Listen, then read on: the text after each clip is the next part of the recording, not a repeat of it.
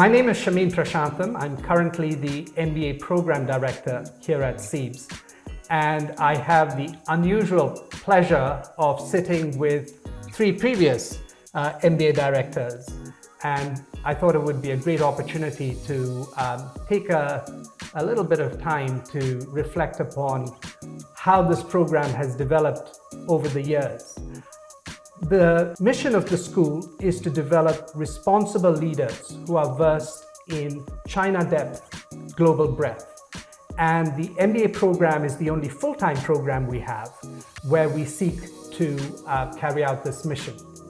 So in the next few minutes, we'll be hearing from Professor Lydia Price, who is Professor Emeritus of Marketing. She was succeeded by Professor Chen Shimin, who is a Professor of Accounting and currently the Director of the Case Center. He was succeeded by my immediate predecessor, Professor Juan Antonio Fernandez, the Professor of Organizational Behavior, and I'm Professor of Strategy and International Business. And this is actually quite interesting that each of us comes from a different academic department. So let's go in turn, starting with Professor Lydia Price. And I'm excited to hear her reflections on, what were some of the key highlights from your time as you were trying to carry out the school's mission through the MBA program. First of all, let me just say thank you for coordinating and organizing all of this. I think it's not very often that the four of us are in the same room together. So it's a great privilege and an honor, a good opportunity to think about how the school has changed.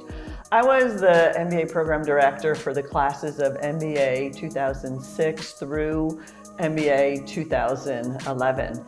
And really, when I started, one of the big changes that we made in the school was internationalization of the MBA program. Prior to that time, most of the students had been recruited here in China, almost exclusively.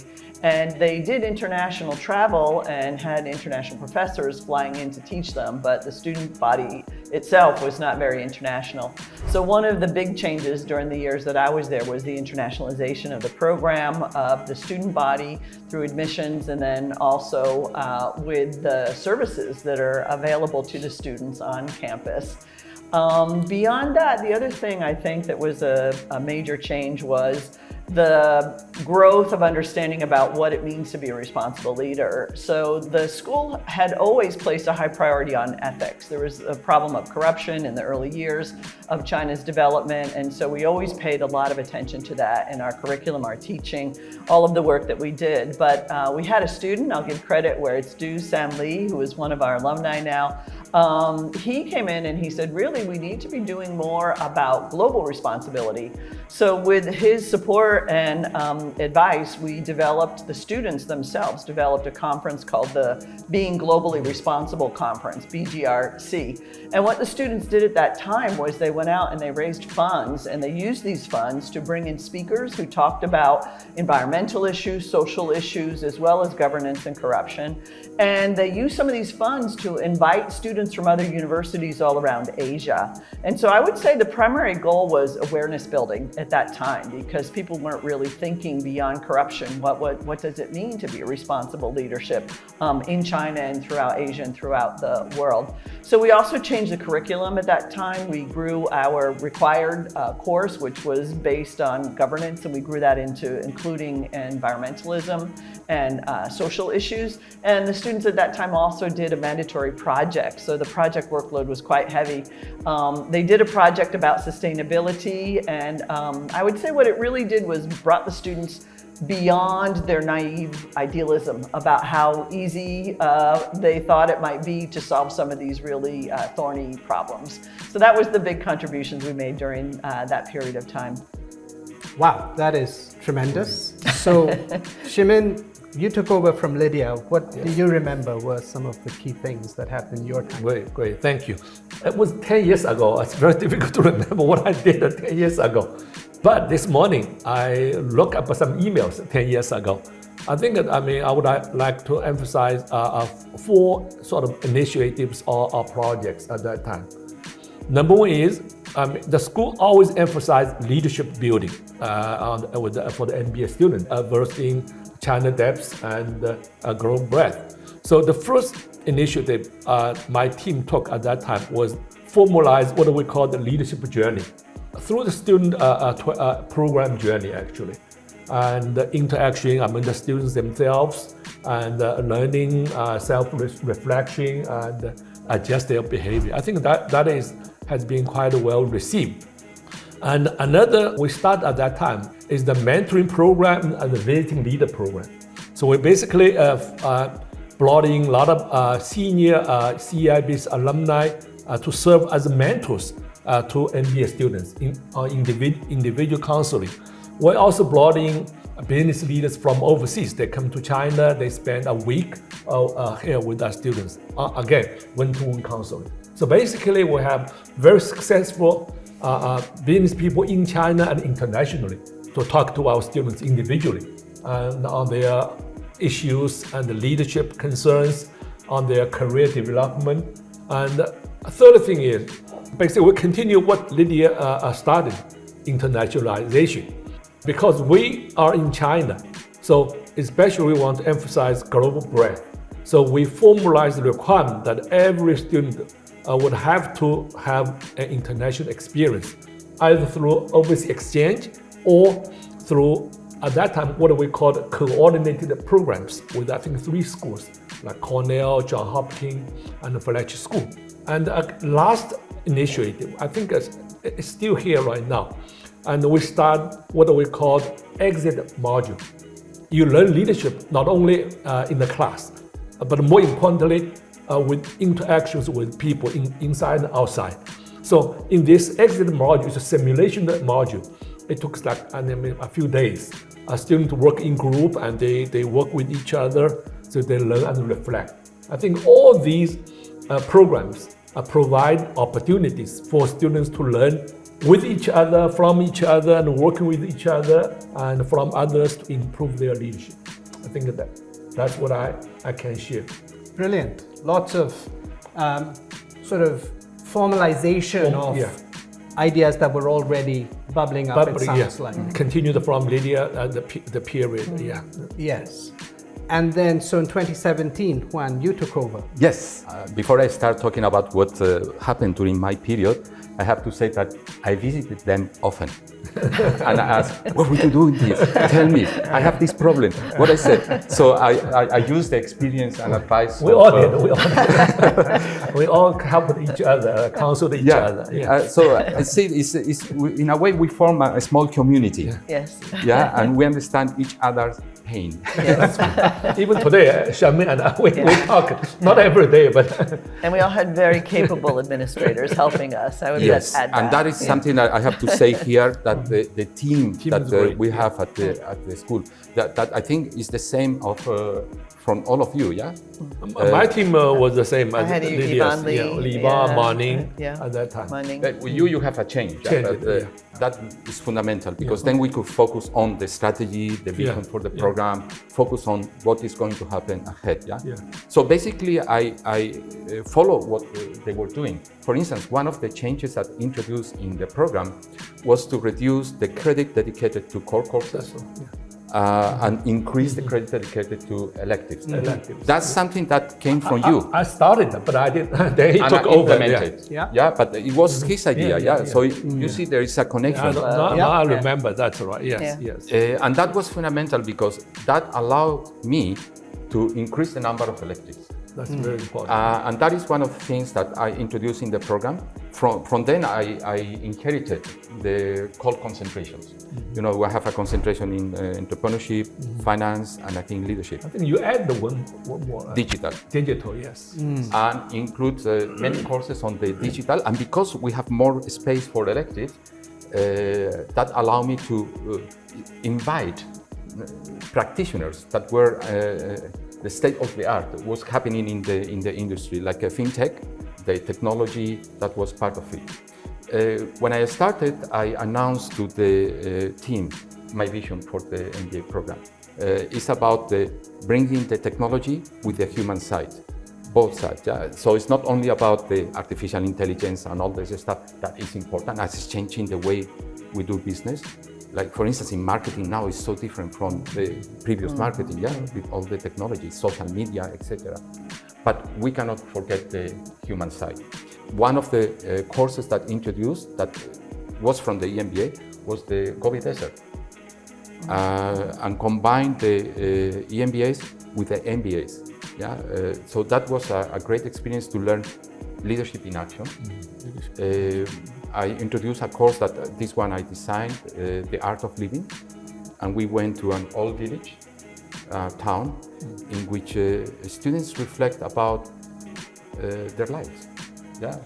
Money is important, but it's not only. At the end of your life, it's not how much money you left in the bank account, it's about how many people you love and how many people love you. So talk about these fundamental things, which is also connected to this idea of values, that you started. Real situation learning, that was not my design, but the design of the dean at that time. And then what we did is to bring the students to the companies and have the cases there with the real actors. So that brings a very different connection, So emphasize further China depth, actually. Yes. In a bigger way, I would say, for the MBA program. We started my time.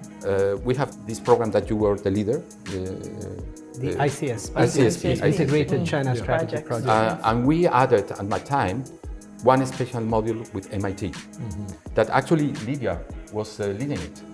And we have meetings, we have prepared company visits, we are in touch with MIT. We even organized 1 week for our students that participating in these projects in MIT, free. So everything was wonderful until COVID came. And Gobi Desert was gone, the Art of Living was gone, MIT was gone. And then, my friends, is when he took over. Congratulations. So as you see, there was a progressive change. Yes. Each one put the foundation. We build something on top. We build something on top. Just a continuation. Continuation, because China changes very fast. The world changes very fast, but then nobody expected COVID. And that changed all our plans, our dreams, our vision. And now we have to recover, and you have to go through all that. Yes. So, first of all, let me say thank you to the three of you for your fantastic contributions. And it's great to hear you reflect on these. And it's great, as you pointed out already, that there has been a progressive evolution. Each MBA director has sought to build on what their predecessor has done. As Juan pointed out, when I took over, this was in October 2020. In fact, I was meant to start on the 1st of July 2020, but I was stuck outside of China, and no one had any idea at that point if and when I would get back, so it was a very different world in 2020. But thankfully, at the core of the program, there were key elements that continue. So the Integrated China Strategy project that Juan had mentioned, that has been one of the key elements of the MBA program for a long time, but which I think Lydia in particular spent a lot of time and effort to develop.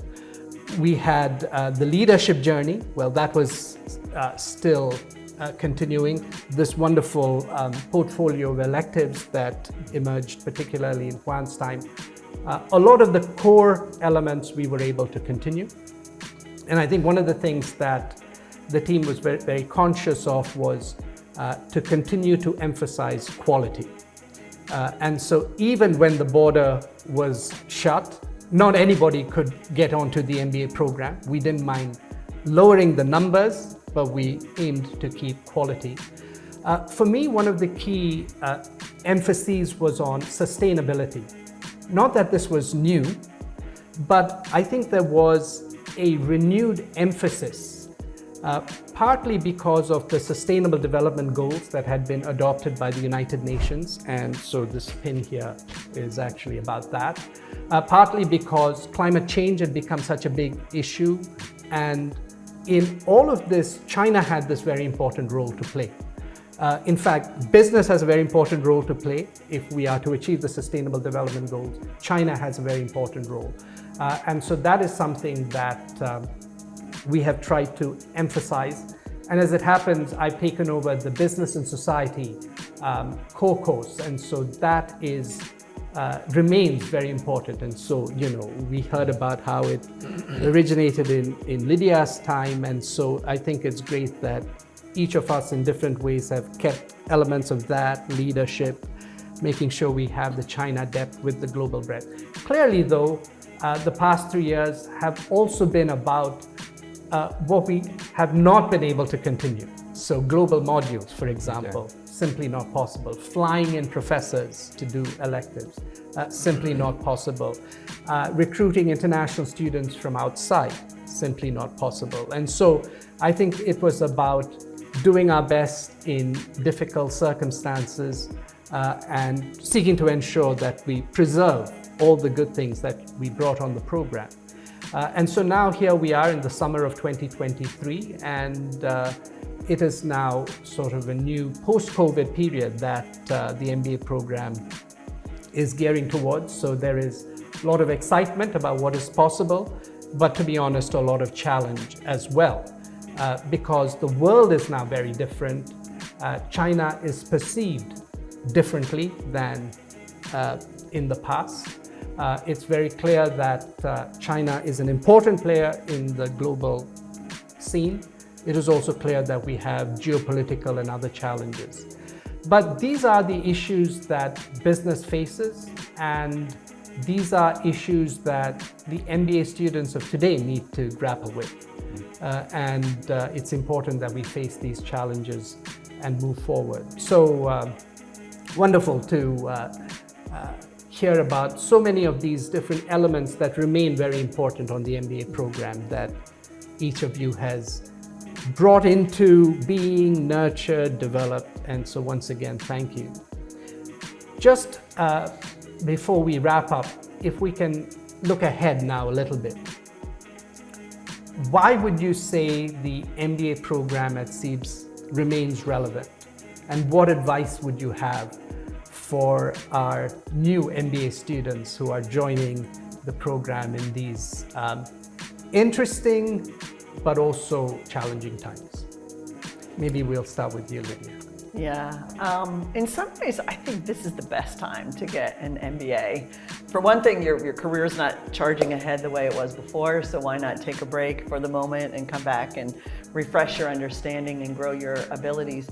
But it's actually challenging to manage during a downturn, and we as professors tend to talk about growth and progress, and it's only when we're experiencing a downturn that we really emphasize these things in the classroom.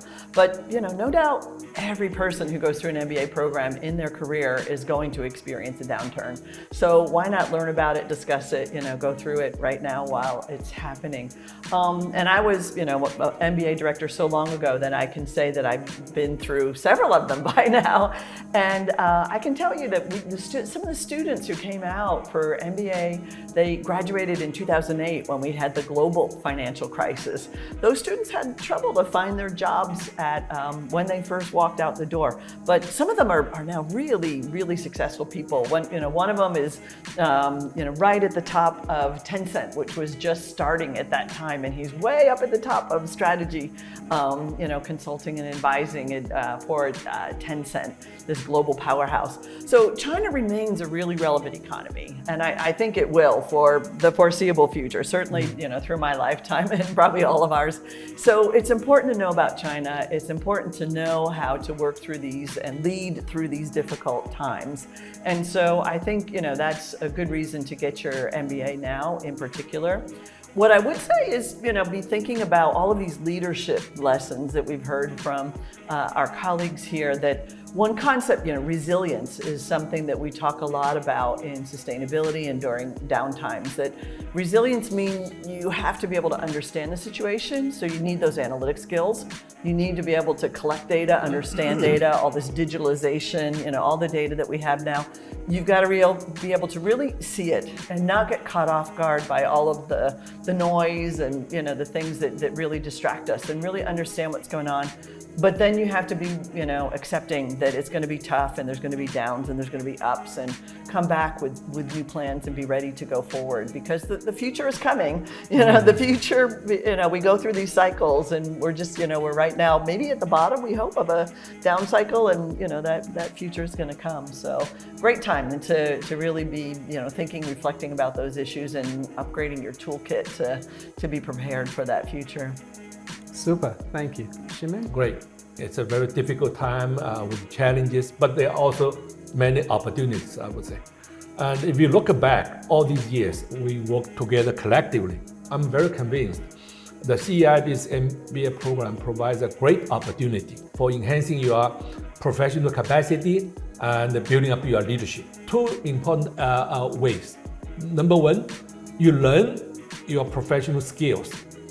You enhance your leadership through various classes. We emphasize cases, particularly China-themed cases here a lot. And the second, we provide so many opportunities of outside of classes, like a mentoring program, leadership journey, simulation, and our China module and international module. So through these opportunities, I'm very convinced, as long as you are positive and proactive, you will reward professionally and personally from the time that you spend with us. Thank you. Juan? Okay, I think that many things have changed, but the foundation of our MBA is still there. And all the accumulated wisdom that each of us has contributed is there. So now is the time to bring them back and become what we were before the crisis. Yeah, crisis is gone, COVID is gone. We can do much better in the future using all that past experience. I see CEIBS as a window. It's the perfect window to China, but it's also the perfect window to the world. So here we combine both. And also, besides all the learning that we have mentioned that you acquired here as a good MBA school, is the relationship.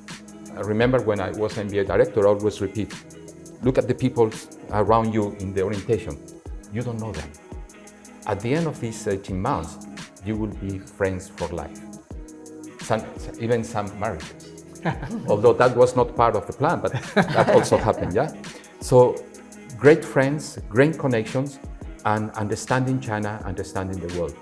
I think in that sense, CEIBS is unique, and we will continue in that way. Well, thank you all for striking a note of hope. And it seems to me that despite all the turbulence that we face, the values that this school and this program stand for still remain relevant.